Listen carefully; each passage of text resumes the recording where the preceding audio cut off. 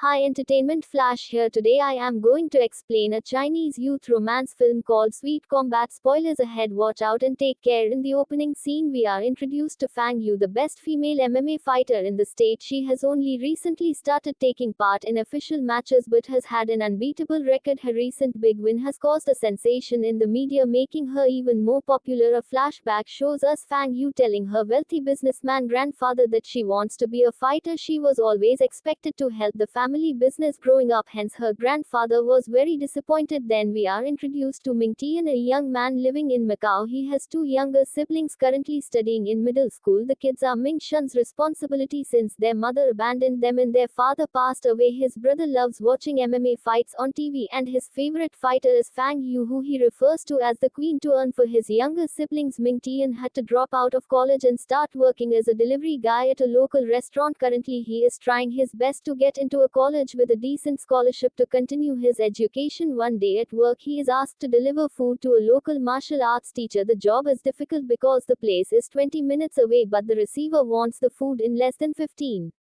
During the time of pressure, we get to see Ming Tian's great sense of direction. He has basically memorized every street and shortcut in the city, which helps him do his job efficiently. When almost at the destination, he sees a poor street vendor trying to collect fruits that have fallen from her cart. As he helps her, the cart runs down the street. This is when the MMA fighter Fang Yu appears in the scene and kicks the cart to stop it from moving further. It does more damage than good as the cart breaks and all the fruits are destroyed. When asked to apologize to the vendor, she simply hands her a bundle of money for the damage and walks away. Meng Shan huffs at the rude girl and continues his way to make the delivery. Fang Yu then goes to her former martial arts teacher and asks him for help. She is being pressured by her family to leave MMA and join their business. Confused, she wants him to make the decision for her, but the teacher refuses to do it as the decision is hers and hers alone to make. Just then Meng Shan arrives, revealing that the customer who ordered the food is also the martial arts teacher. He and Fang Yu look at each other but do not share a word before going their separate ways. On his way to the restaurant, Ming Tian gets an email from a college offering to provide him a 70 scholarship. However, the college is in another state. He is confused if he should move for his education or stay because his siblings are already accustomed to their life in Macau. To solve the dilemma, he goes to a wisdom fountain and asks the universe to show him the way. At the same time, Fang Yu is on the other side of the fountain doing the same. They think for a while and come to a decision. Fang Yu decides to go through with her fighting career while Ming Tian plans to move to another state. Ming Tian's boss is a kind man who helps him with the moving process and provides him a job as a delivery guy in the place he is moving to. He even offers Ming Tian money and resources if he needs them. In the following scene, we see Ming Tian and his siblings move into a new house. Although it is not the best neighborhood, the interior of the place is quite homely. The kids seem to love it, which ultimately makes Ming Tian happy. As the first piece of decoration, he puts a picture of him and his master on a shelf. It is revealed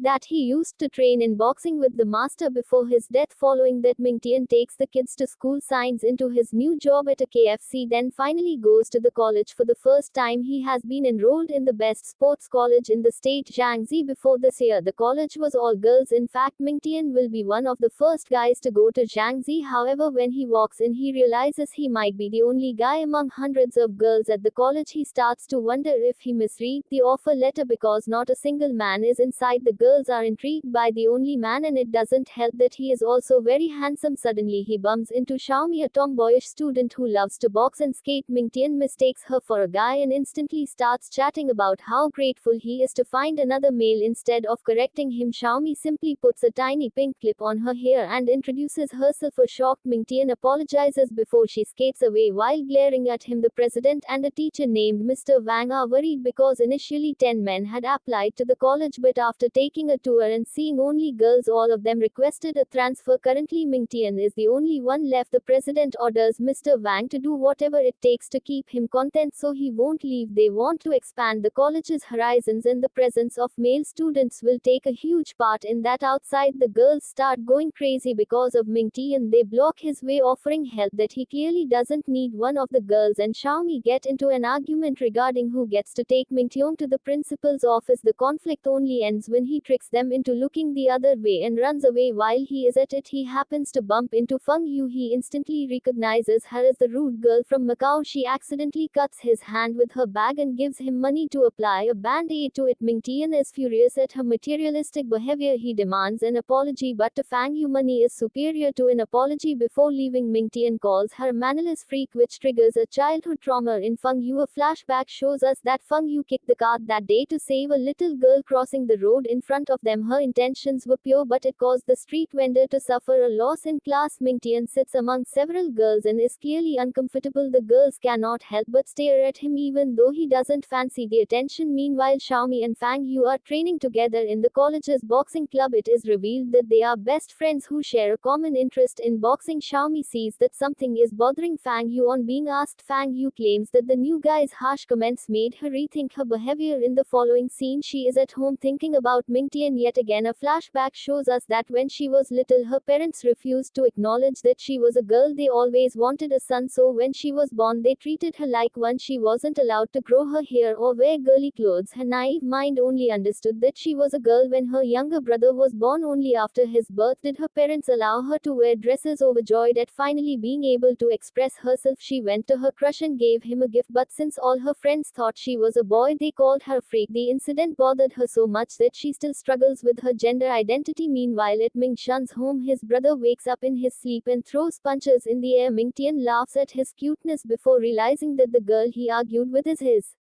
brother's idol. He thinks to himself that Fangio's eyes resemble his mother's eyes, which made him angrier than he should have been earlier that day. In college, Ming Tian is continuously bothered by the girls, so much so that he can hardly concentrate on studying. The president and Mr. Wang, on the other hand, are overjoyed that he agreed to stay, but Ming Tian is planning to transfer to another college even though they provide less percentage of tuition scholarship. The college's diverse clubs are the distinguishing feature unique to it. The students spend more time in the clubs comparatively than their studies. In the clubs, their talent and skills are polished and showcased at an international level. Some girls take boxing, some take taekwondo, some gymnastics, and so on. Feng Yu and Xiaomi are in the boxing club. The freshmen are encouraged to take a tour of all the clubs to choose one that they would like to join. During the tour, Ming Tian checks out the boxing club and finds Xiaomi and Feng Yu fighting. He is mesmerized by Feng Yu's skills that are very similar to his master's. He assumes that she must have trained with the same master, but dismisses the thought. The girls force Ming Tian to be in their clubs and even fight each other for the same reason, to get rid of them. Ming Tian disregards his interests and decides to join the swimming club, the one with the fewest members. He confidently goes to the pool and takes a dive, waiting for the instructors to arrive, but strangely enough, the pool is filled with several fish. A woman informs him that the club has been disbanded due to low enrollment and the swimming pool has been modified into an ecological pool. This is the last straw for Ming Tian. He decides to transfer to another college, even if it means paying more tuition fees. He brings his concern to Mr. Wang, who begs him to stay. He even takes a picture of Ming Tian to put its silhouette in front of the men's bathroom being constructed down the hall, but the honor isn't enough to make Ming Tian stay. When he repeatedly requests, Mr. Wang reveals that the transferring process is quite easy. He will have to fill out a form and post it to the college's filing box. Ming Tian does as told, but is faced with a slight problem. When he goes to post the form, a group of women who claim to be the first graduates of the college stops him. They have been unofficially appointed by the president to stop Ming Tian from getting to the filing box. The trained women easily defeat him and send him back to Mr. Wang's office. The teacher refuses to let Ming Tian transfer but offers him a more appealing deal. He promises to extend his student loan payment period to 30 years with zero interest. Ming Tian will be studying for free if he takes the deal. With his current financial condition, he doesn't want to miss such an opportunity. Still, the pressure of being the only guy among hundreds of girls is too much for him. He decides to consider the idea. Later, Ming Tian goes to a bathroom to change, but it turns out to be women's. He bumps into a naked Feng Yu, who kicks him to the ground as the two Xiaomi barges in and assumes they were doing something fishy. The two dismiss her performing. Tian walks away. In the following scene, we see Xiaomi, Feng Yu and their rival from the taekwondo class at an ice cream parlor arguing about who gets the last scoop of the strawberry flavor. Meanwhile, Ming Tian is on his way to deliver food when he notices a bully dragging a kid across the street. He helps the kid run away but is in turn caught by the bullies. They take him to a field and threaten him until the girls arrive on the scene. Initially, they try to solve the problem by talking, but when the bullies start getting